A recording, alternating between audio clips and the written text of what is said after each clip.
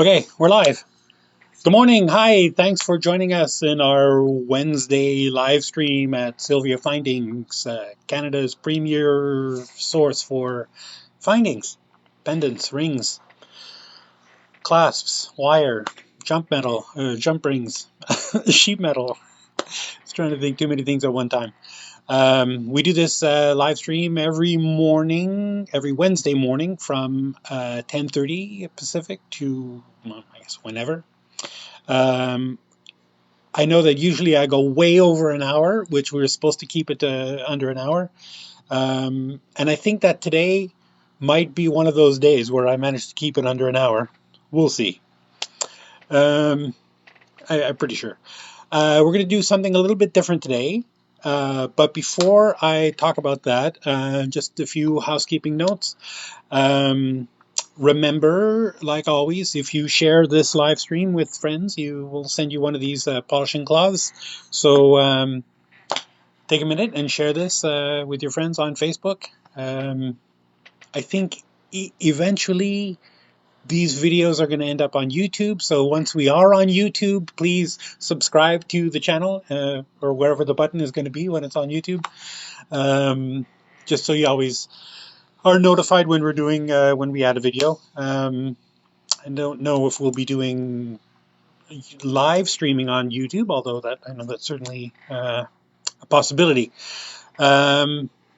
Some other notes just about the state of things. Obviously, we're doing these live streams because we miss seeing you guys at shows that we used to do practically every other weekend, 20-something shows a year. Because of the global pandemic, obviously, all of these shows have been canceled. But we still need a way to, connect with you guys. And this has sort of evolved from the first ones we did it.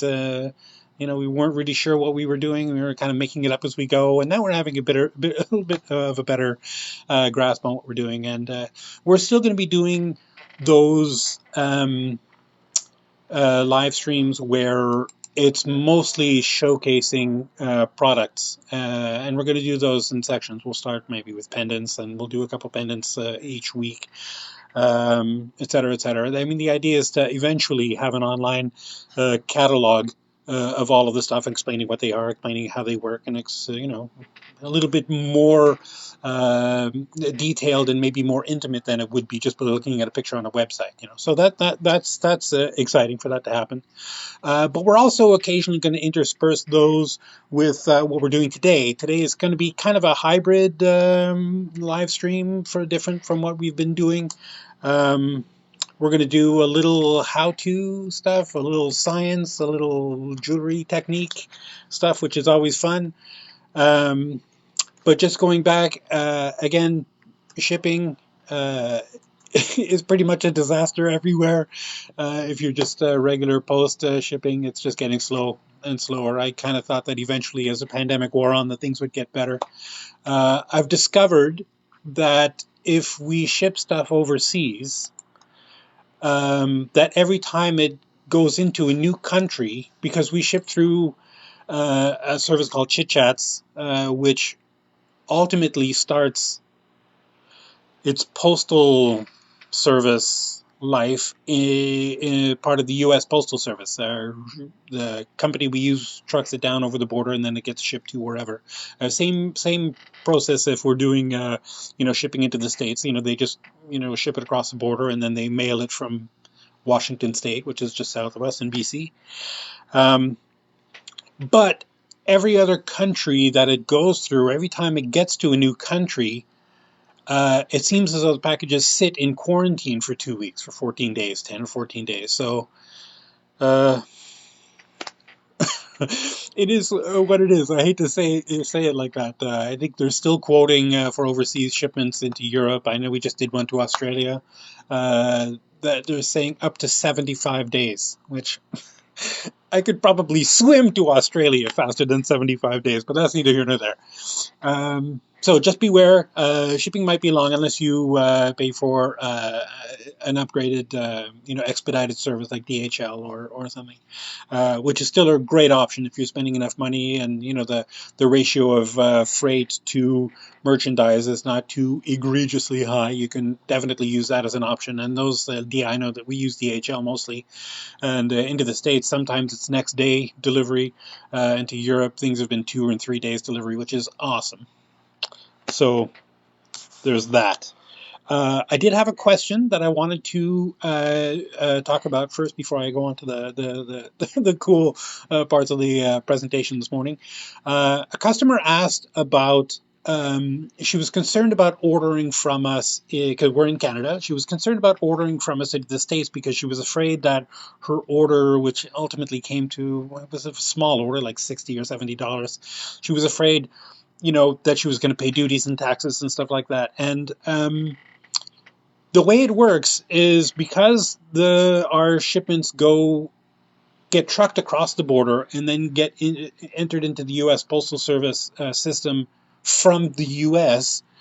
They don't. I mean, they go through customs, but they don't go through customs in a way where the shipper has to present documents to the customs service.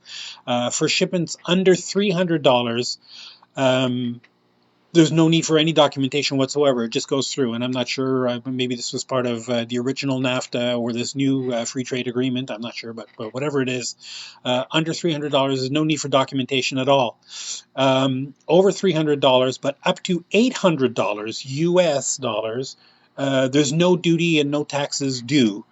If it ships by a postal service, it still has to go through customs, but because they do all that stuff automatically in the U.S. Postal Service, just I don't know, they tell customs, "Hey, look, we've got it. Don't worry about it." There's no documentation, so there's no. Well, there is documentation, but there's no entry fee. So you're not going to pay duties, taxes, or entry fees for stuff shipped by the post. If we ship stuff up to $800 by courier service like FedEx or we use DHL mostly because we worked out a great deal with them. Up to $800 or more than $300, but up to $800, they will charge you an entry fee. You won't get charged duties or taxes, but they have to fill out the paperwork to enter it through customs. So you are going to pay that. I think they charge 12 or 15 bucks for that. So just beware of that. And then if it's over $800, you're going to pay duties or taxes no matter what country you live in, just so you know. But I think the duty on all of our stuff, the duties are only 5%, I think, according to the harmonized system of tariffs. So it's not much. It's just a little bit more. And if you're already spending over $800 on the stuff, I think 5% isn't really going to be a deal breaker for you. It might not. But call us. We'll work out a deal. Anyway, so today we're going to do a little soldering demo, a little soldering technique, a little soldering primer, maybe. We have these awesome line of findings. We call them jeweler's settings. That are just the settings, just the. Let me just show you here. I've got one set up on my soldering board here already. So these little jewelry settings, right? This is a one for a 7x9mm oval, and I've got a lovely little 7x9mm cabochon here, a little lapis cabochon. And these settings, we've got them, and I'll show them to you later. We've got those settings in like 9 different styles. And the sizes, the round ones, we have from 3mm up to 14mm. And the ovals, we have as small as 3x5mm all the way up to 13x18mm. So, they get pretty huge. And pretty much any even-sized, number in between that, we have the setting for it. Now, these kind of settings are, really popular. I know that when I used to own a jewelry school in the States, I used to buy similar settings like this for the classes that we taught all the time. And for some reason, I think these haven't quite permeated into the zeitgeist of jewelry makers in Canada here. So I'm going to show you these, and I think maybe it might be a little bit because of how we design them and how we potentially made them easy for use. And people are used to a little more DIY stuff instead of a little, less, jewelry fabrication-y stuff. I'm going to show you how they work the way we intended them to be used, and how you can use them in anything.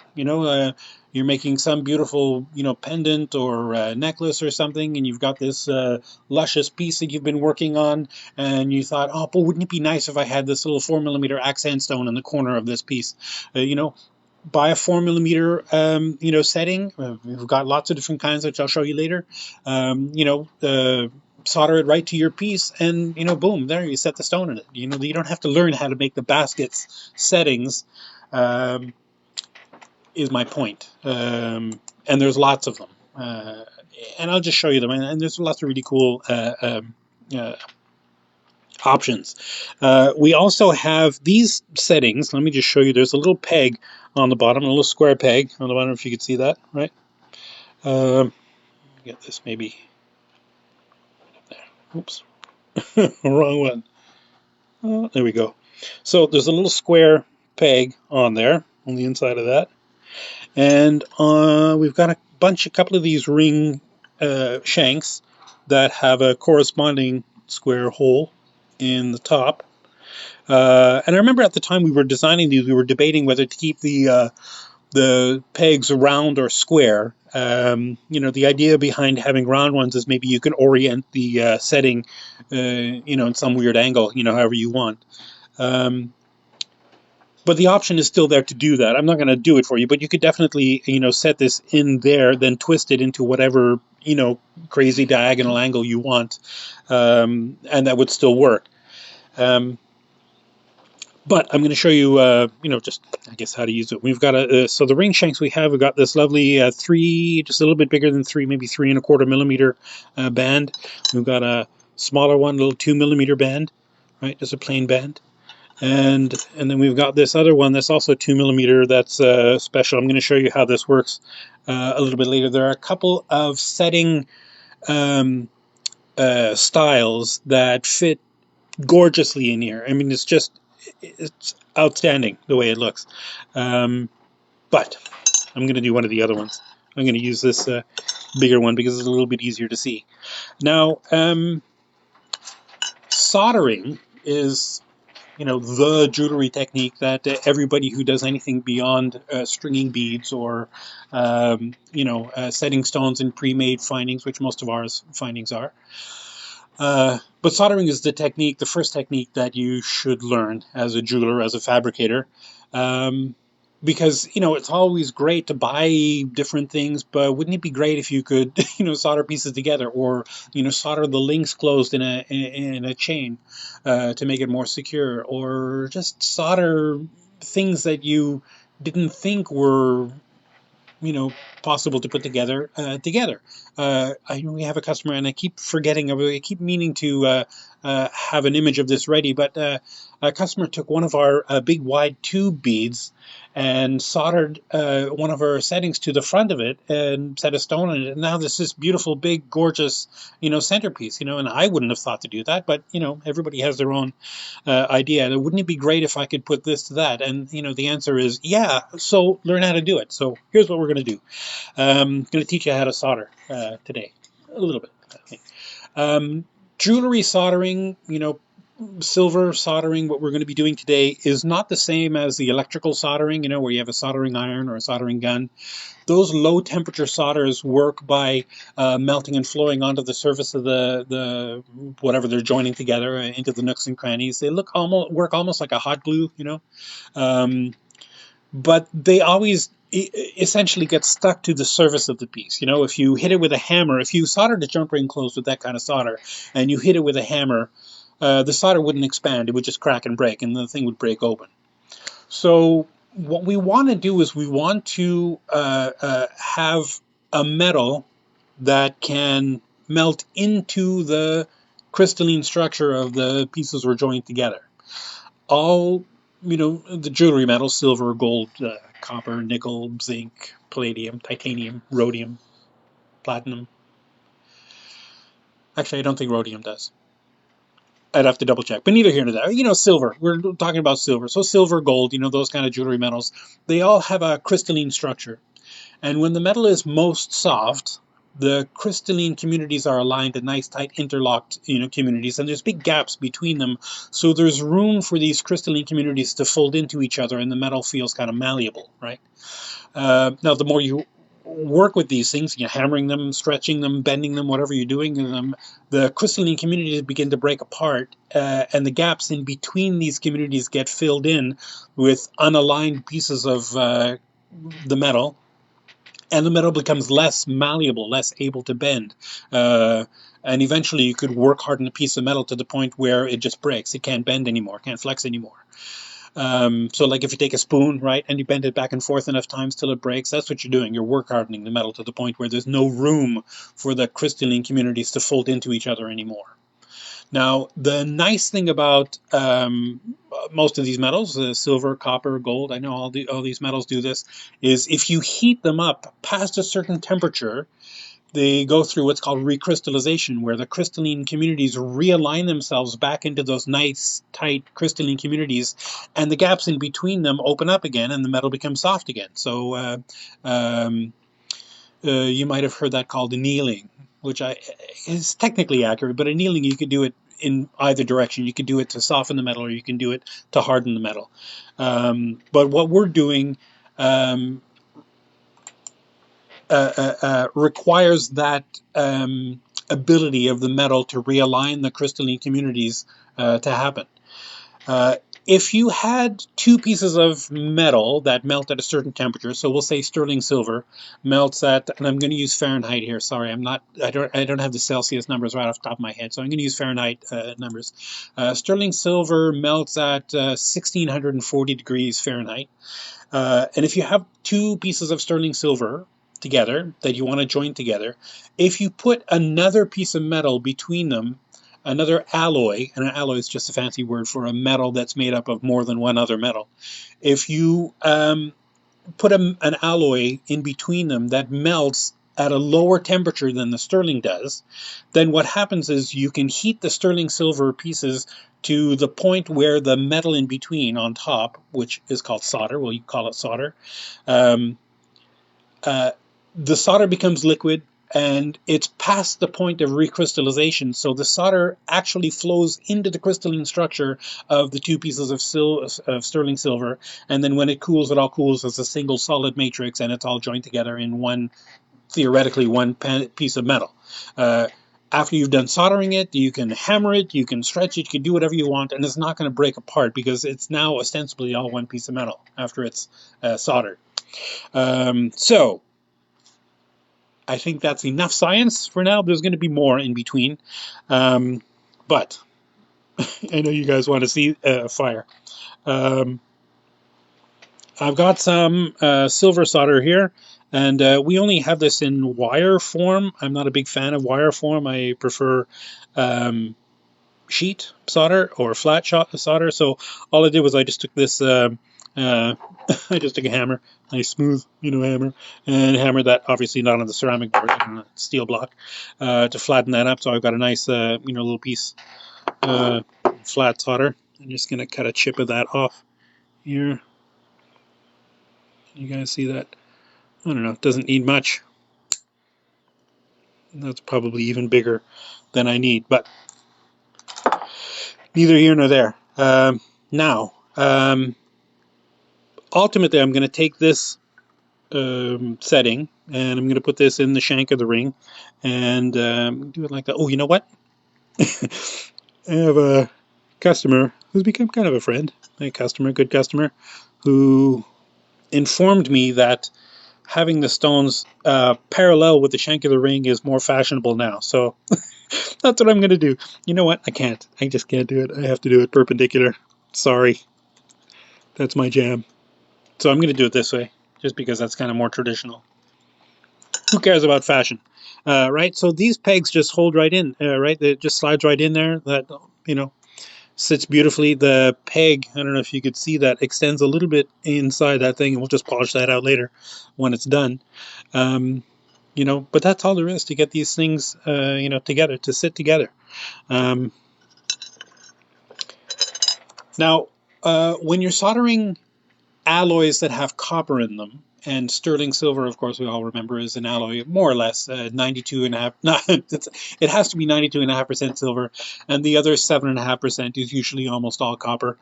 Um, Copper loves oxygen, and if you just leave a piece of sterling silver out in the atmosphere, we all know that eventually it'll tarnish. A little thing that creates the copper and the oxygen binds together and creates cupric oxide, which is that tarnish on the surface, which these polishing cloths remove. This black stuff on there, that's almost all, probably all copper and oxygen bound together. Um, if you add heat to a chemical reaction, it normally accelerates, happens a lot faster. So if you put a torch, which we're going to use, on a piece of sterling silver, the surface turns black. It just completely covers the surface, and that cupric oxide creates kind of like a skin on the surface of the metal that doesn't allow the solder to flow past it into the crystalline structure of the metal. So you need to keep the surfaces that you want to solder together free of that cupric oxide. We have another chemical agent in there that we're going to introduce to it. I got some flux. And then lots of different kinds of flux. I am really partial to and this bit is going to last me forever, a long time. I think I got this on Amazon. I don't know what this is, like a pound or something. Of the white paste flux, the brazing fluxes. I find they're a lot more reliable. You can keep the heat on them a little bit longer before they get burnt off, and then you start getting that cupric oxide. Now you can do all kinds of things. I've seen people make this, mix this up with some alcohol and dip the whole piece in there, you know, and then set it on fire so it all dries. I don't know, lots of different things you can do. I'm not going to get too in the weeds, but there are other considerations. Fire scale is the thing that is a problem. Fire scale is not tarnish, is not cupric oxide. It's something totally different. Cupric oxide, the black stuff on the surface, is just on the surface. Fire scale is what happens when the metal becomes so hot that it begins to become, it starts to become liquid, and then the copper that's in the alloy begins to become oxidized. And once you get that in there, you'll see like a weird shading, a little weird shadows that you cannot polish out. So, you know, some people like to cover their whole piece in flux. I don't. But there's no right way or no wrong way. There's just a way or another way. So I'm going to get a little bit of flux here. Oh, that's a lot. I'm going to put this on that post there. Oh, that's good. It's nice and watery. And I'm going to put a little bit on this post on the back of that.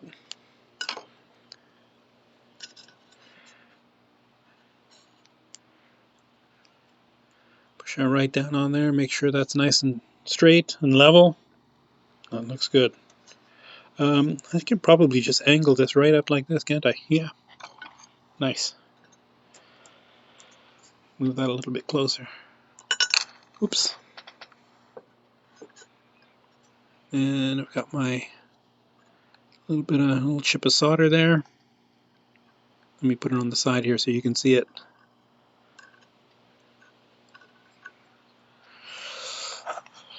Okay. So I don't know if you could see that, but there's a nice little chip of solder right there. I've got my ring set up, you know, upside down. There's a couple different styles of settings that you may not be able to do this where you can put this upside down, but I think that's the most effective way to do it. I'm going to move that piece of lapis out of the way so I don't set it on fire. And I've got I've got a little butane torch here. This is just a regular old little craft torch, an old butane torch. Works, you know, pretty great. You can get this kind. You can get any kind of torch works. I've seen people use those little pen torches, you know, and real jewelers scoff at them and say, no picture. No picture? What? Oh yeah, it's okay. What? It's okay. Okay. No technical difficulty. Thought we had them for a minute. Don't poo-poo those little, you know, pencil torches, because the nozzle at the end is the same as it is in any of these other torches. It's just the gas chamber is only as big as the pen is, you know. So these are great. There's the refillable with butane torch, right? There's a little nozzle underneath. Um, I got this one on Amazon. I think it was like $22 Canadian or something. So really crazy inexpensive. You know, you're welcome to buy one of those Blazer torches that are like $100, and they'll probably last longer than one of these will. I don't know that it'll last 5 times longer than one of these will, but maybe. You never know. You know, uh, never talk badly about somebody who wants to spend a lot of money on really good tools. Um, you know, uh, one note of just a note to bene here on these things. These kind of torches, when you're filling them up, I've seen people do this all kinds of ways, holding the butane sideways and you think, hold this upside down, and when you're filling it, you know, hold it, because the butane, when it's in the can in the reservoir here, is a liquid. So if you're turning it sideways, it's just going to sputter out, sort of thing, before it's full. Hold it upside down and push that down, and then you really should wait, you know, 5 or 10 minutes before you use it, because a lot of times when you first fill them, they'll be a little over full, and then when you turn the torch on, sometimes you get, you know, the flames shooting out. Uh, I think the other torch I brought, just in case, does that. But anyway, neither here nor there. Oh, thanks. Just to show you what it looks like when that happens. Right? That so, but they'll calm down and they become good after a while. Okay, so um, I've got my ring, I've got my setting, I've got my flux on there, I've got my torch. I'm going to heat this. Now, the idea is not to just put the torch on the solder and melt the solder, because, yeah, the solder will melt first, but yeah, the solder will melt first, but what will happen is that the solder will reach the melting temperature of the solder, and the sterling silver hasn't reached the melting temperature of the solder. Now, this is a medium silver solder. It's an alloy of like 70% silver and 30% other metals. I'm not sure which ones they are off the top of my head, but I can check. Anyway, this alloy, it's a silver alloy, but it melts at a much lower temperature than the sterling silver does. Like I said at the beginning, sterling silver melts at 1640 degrees. The silver solder melts at 1360 degrees. So you got about 300 degrees difference between the point where the solder will begin to melt and flow and the point where you'll begin to melt the sterling. Now, all metals have two numbers associated with them when you're talking about melting them. There's the melting point, and then there's the flow point. And there's normally not much of a difference between them all, but you've got to get, and that 1360 for the silver solder, that's the flow point. So you've got to heat the pieces of sterling silver to 1360 degrees. So the solder becomes liquid and flows into the crystalline structure of the piece. If the silver doesn't reach the flow temperature of the solder is just going to melt and stick to the surface like the low temperature solders do. And then as soon as you try to do something with it, like I'm going to set a stone in there later, you'll just break the setting right off, sort of thing. So the idea of soldering, like I said, isn't so much to melt the solder, although that does happen as a byproduct of what you're doing. The most important thing to remember is that you're heating the silver all the way up to the temperature that the solder will melt and flow into the crystalline structure of it. And obviously that has to be higher than the melting temperature of the solder. Now, if just as an aside, if you're watching this from Europe, eventually, when I say solder, I mean solder.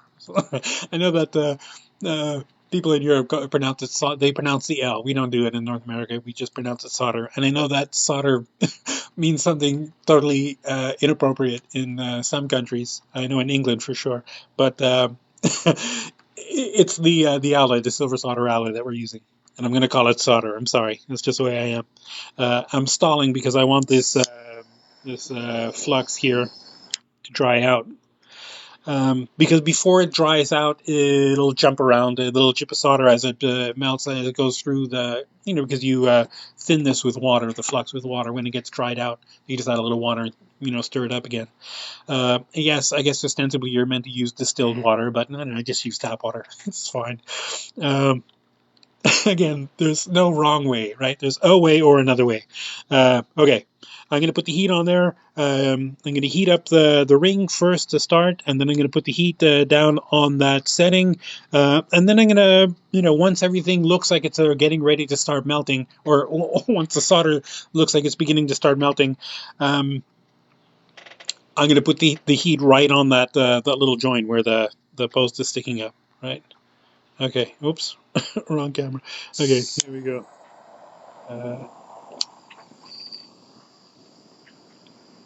Heating the ring, the ring. Oh, love that. It turns a little kind of goldy thing. That's just before it starts to get to the temperature that it's going to melt. There's that solder melting. Come on, you can flow. See the solder? Oh, there you go.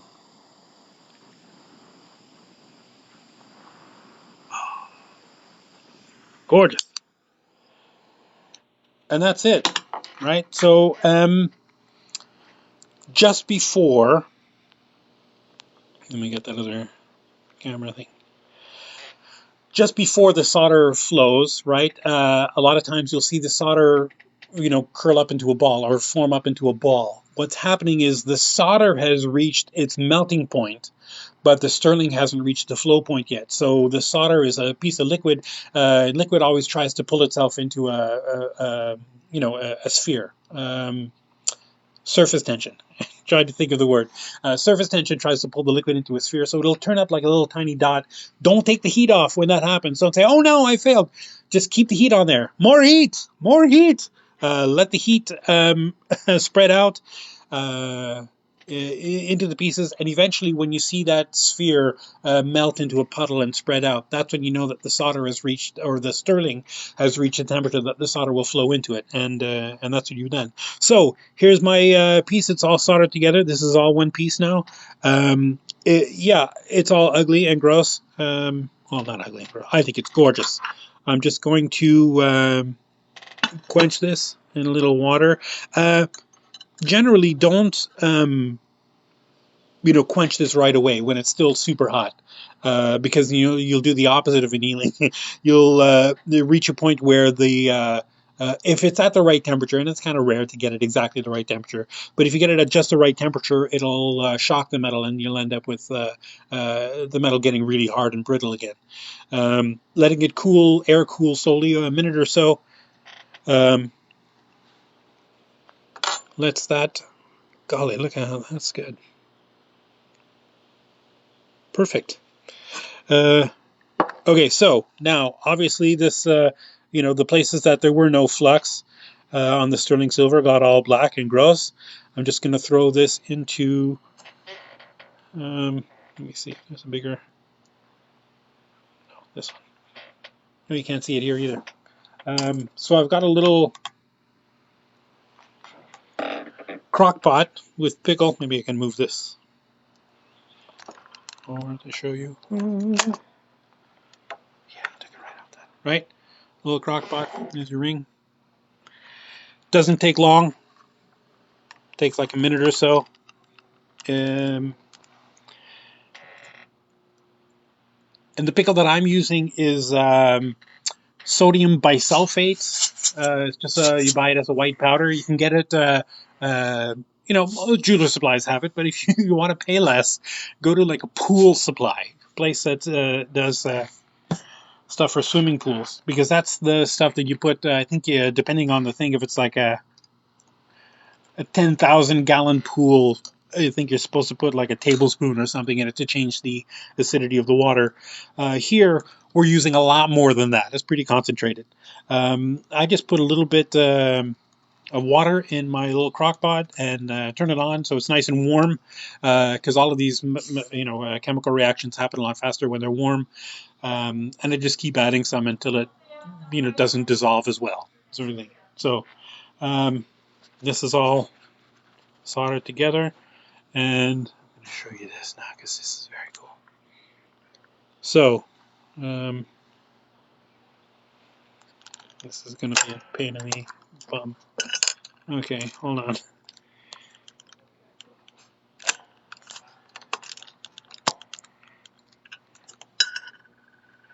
Okay, let me get that to focus on that. So you can see this is all clean of that cupric oxide. It's not very shiny though. When you put sterling silver in pickle, um, the copper begins dissolving um, faster than the sterling does. So you end up with the surface, instead of being nice and smooth, which, I mean, I guess if you just put your finger on it, it would feel smooth. But if you were to look at it under a microscope, you would see little tiny microscopic pits where the copper parts of the alloy started to become pulled out of the sterling, because it's copper and the oxygen binding together, and the pickle dissolves those copper and oxygen.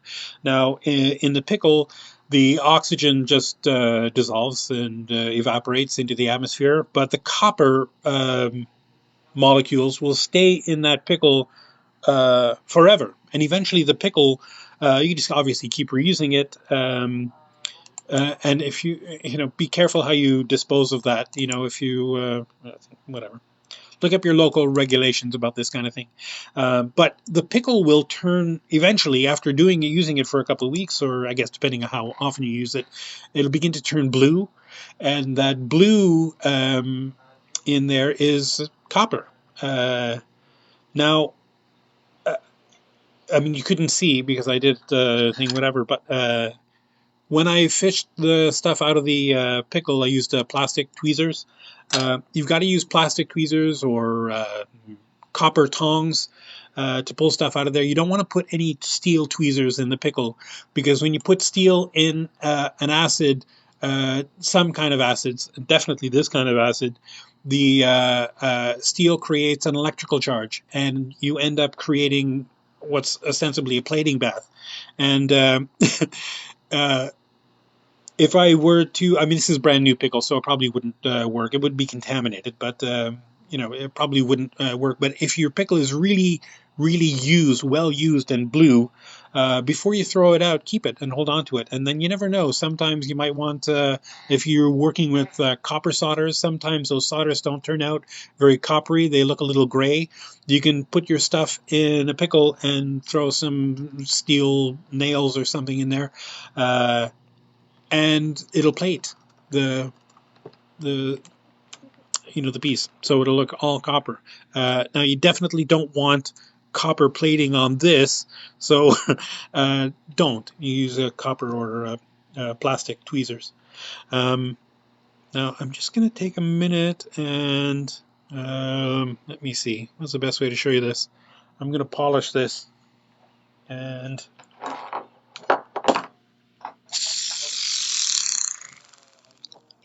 I've got my flex shaft with this is just a muslin bob, and I've got this some polishing material, right? This whatever.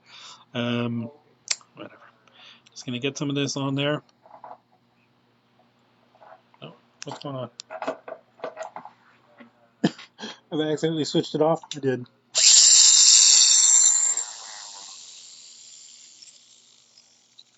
So I'm just gonna charge up this up with some of that stuff, and I can do this here, right?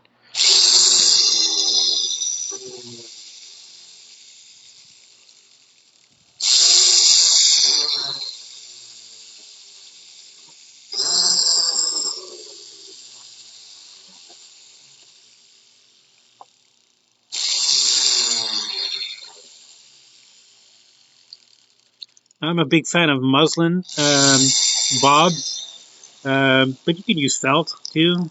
Some people like felt ones better. I like the muslin. I know that when you first start using them, you get little stringy bits that fly everywhere.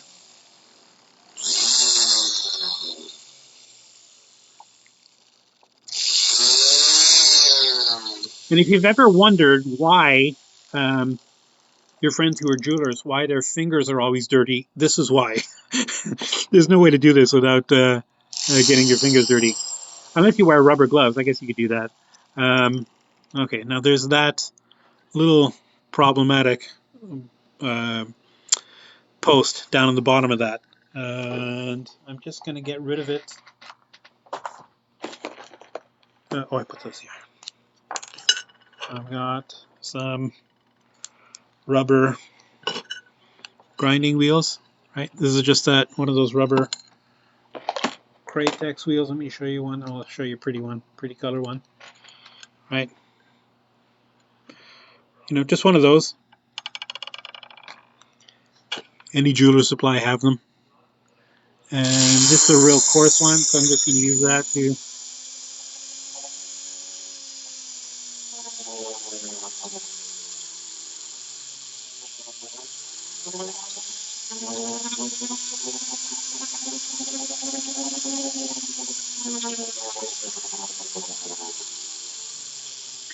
I can tell you right now, every one of my students from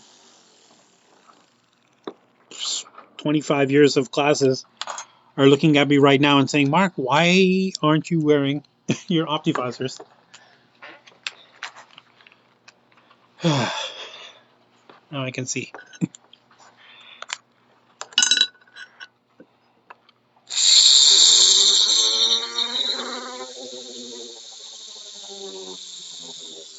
Anyway, we'll call that good. I don't want to take all the time doing that, but that's all we need to do.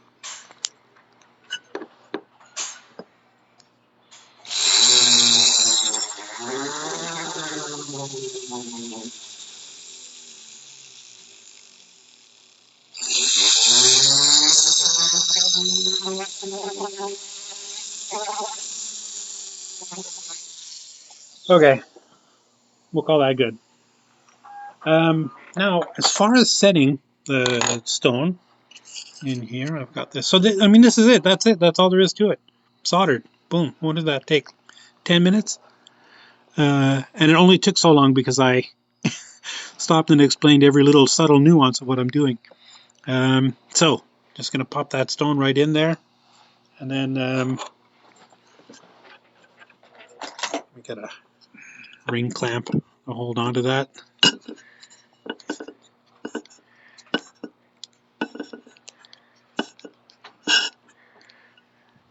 Tighten that bad boy up. And then I'm just going to, push those closed. I've just got a little stone setting bezel pusher. And when you're setting a stone, I always keep the tip of that stone setting bezel pusher flush with the end of my thumb, and I anchor my thumb onto whatever I'm anchoring. So if I'm on a table or on a rubber block, I'll do that. But on this, I'm going to anchor this on the ring clamp, and the ring clamp is just a clamp for the ring. Hence the name ring clamp, just to hold that in place. So it gives me a lot bigger piece to hold on to than just that little tiny ring. It's just much easier on your hands. And I'm just going to push these in one by one.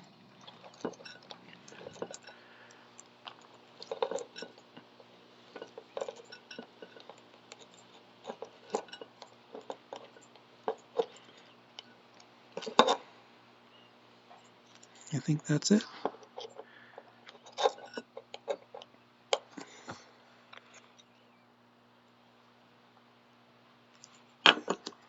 Well, golly, that's just way cool.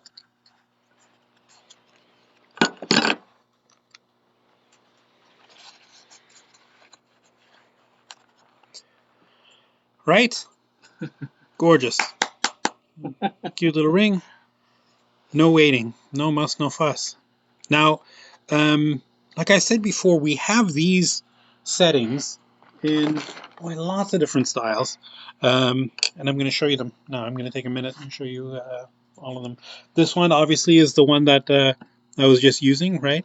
That gallery, cage, gallery wire thing. We've got I'm just going to show you just like the biggest ones, just so you can see them. These are ovals, right? So this is one with 4 little stars that hold the stone in, right? Awesome for cabochon. Obviously, you couldn't use this for a cut stone. Same with the other one, the one that I just used. But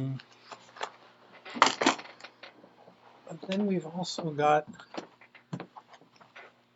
the more traditional, I guess,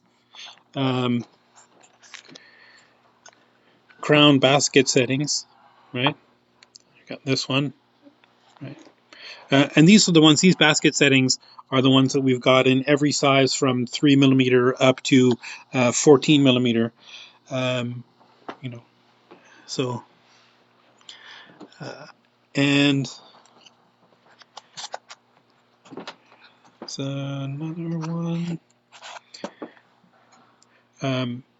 Just again, 4 nice tall prongs on that. Very simple, very classic.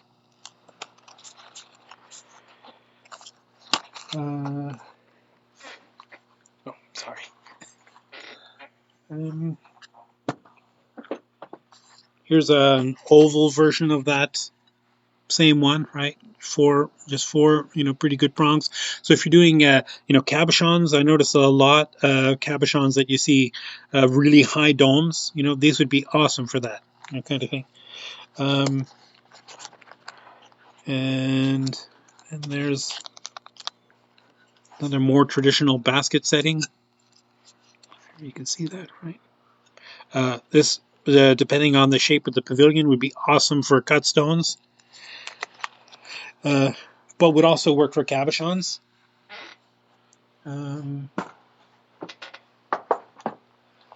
Here's a round version of that same, basket setting, right? And here's a round version of that oval crown gallery, that setting that I used, right? So for cabs or cut stones, you've got what you need. Here's something else I want to show you. And I'm going to pull one out of the bag because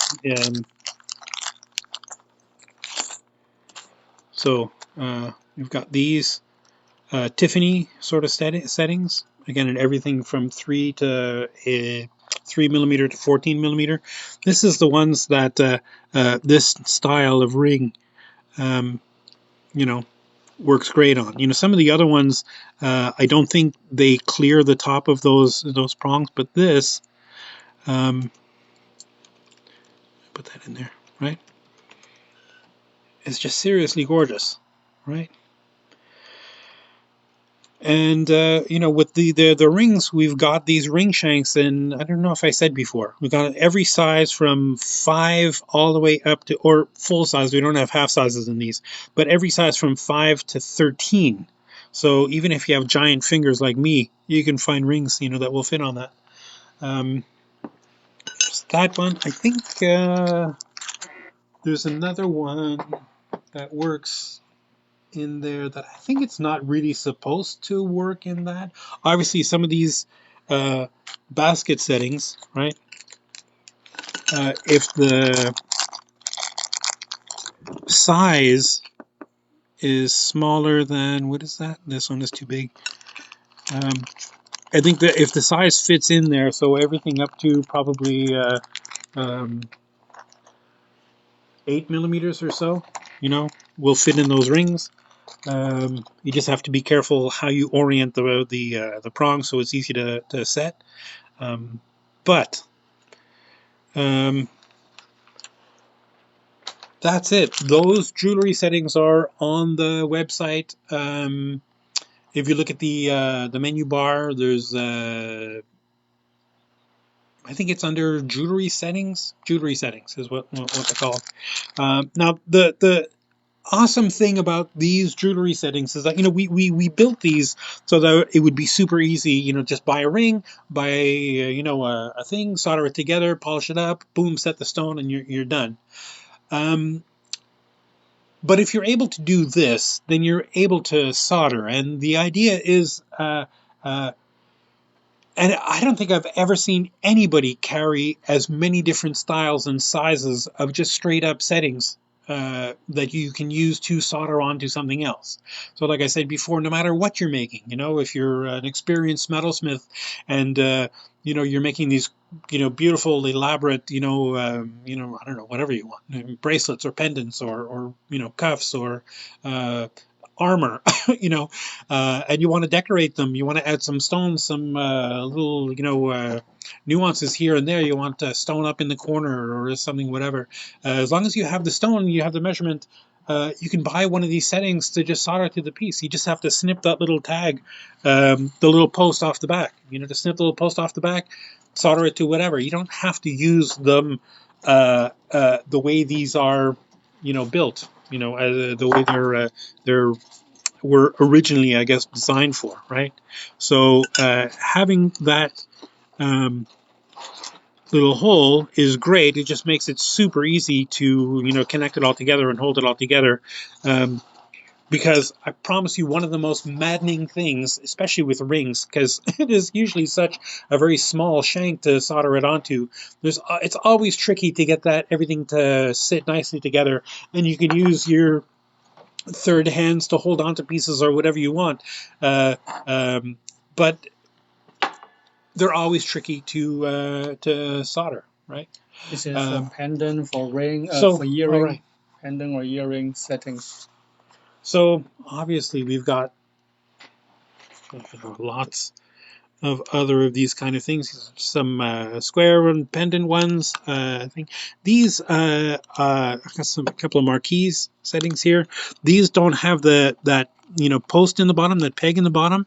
But these are designed specifically to be soldered to other things, right?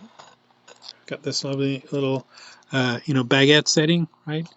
There's no bail, there's no loops. It's just the setting. And that was a concept that we were going for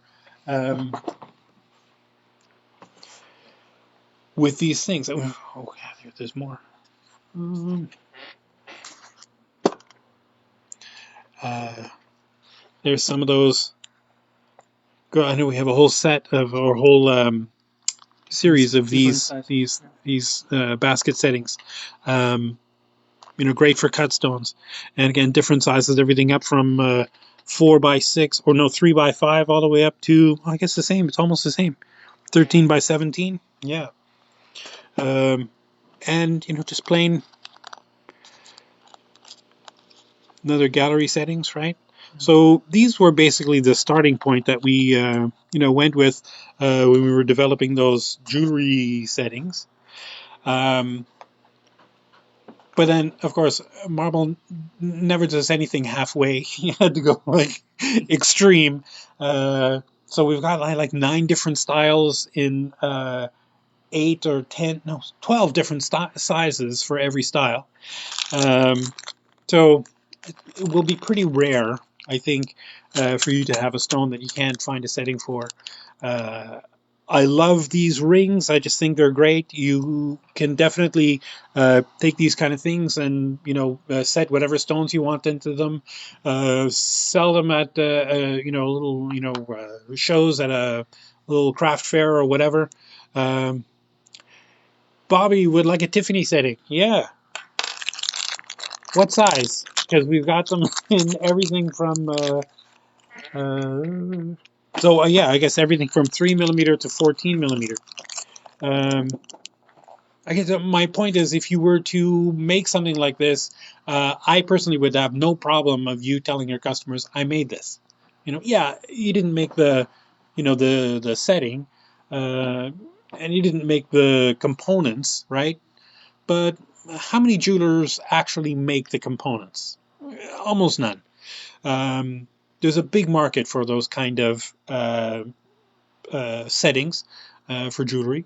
Um, and we want to be the place that supplies you with them. So it's a little bit of a departure from the standard, pendants that are ready. Just pop your stone in, push the prongs in, and boom, and there you go. It requires a little more fabrication experience. You need to know how to solder.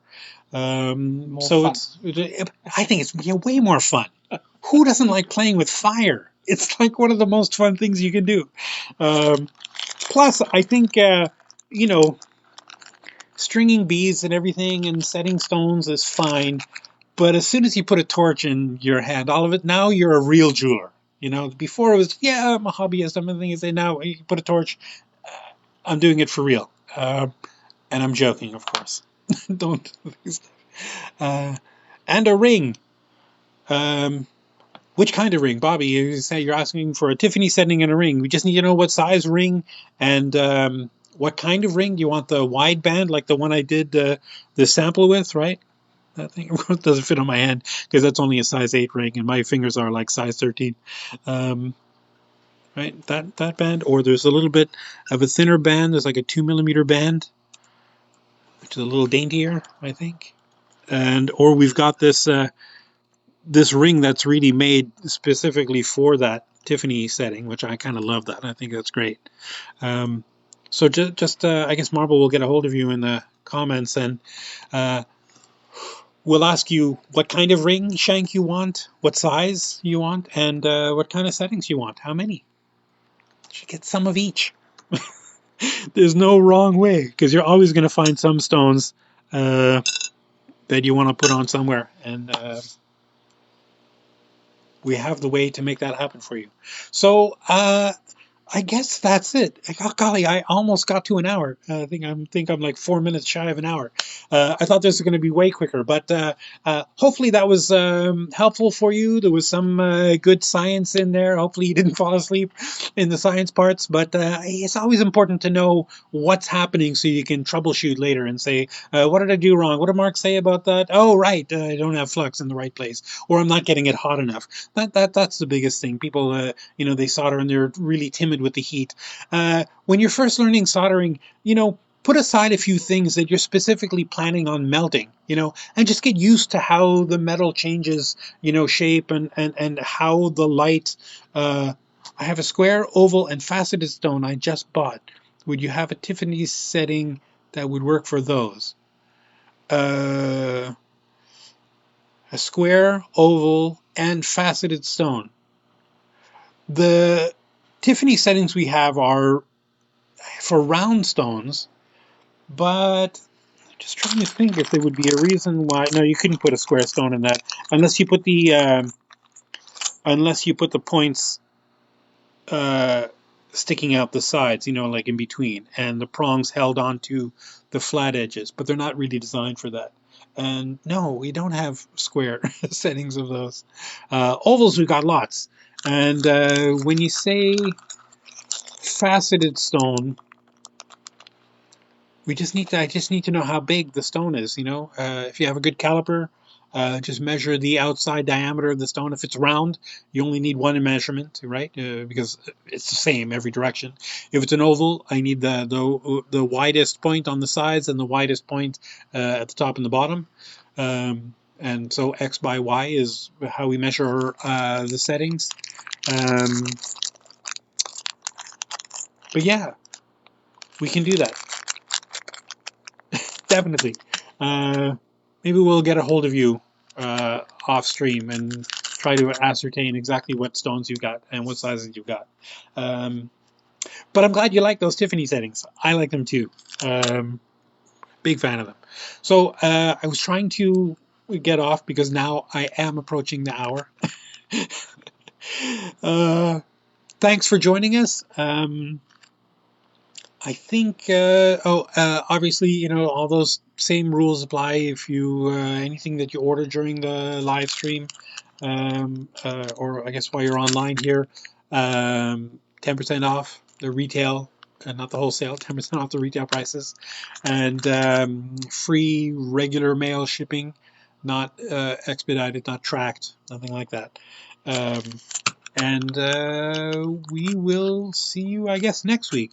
Now, I was so frantic trying to get everything together for this thing that I haven't planned what we're going to do next week. But I think we're going back to, doing some pendants, talking about some pendants. But we'll let you know. It'll be, somewhere you'll get a notification somewhere what it's going to be next week. But there will be something next week. We do this obviously every weekend, every Wednesday from 10:30 Pacific time, 10:30 a.m. Pacific time. We like when you join us live, but if you want to watch this later, a lot of people watch this after the fact, which is always great. Think they'll be surprised this week to see some cool, technique going on there. Obviously, if you have any questions about anything that I talked about today, any other, jewelry making techniques, I taught jewelry fabrication for 25 years. So wide. So the wider ring. Is that right? We'll get a, sorry, Bobby, we'll get a hold of you off stream, find out what exactly you need. Again, thanks for joining us this week. We will see you again next week. SilviaFindings live stream on Facebook, hopefully on YouTube soon. Not sure what we're doing, but we'll see you somewhere. We'll see you everywhere. Take care. Take care of yourself. Take care of the planet. Take care of your mental health. Be creative. Just keep making stuff. And bye. We'll see you next week. Okay. I'm good. Okay.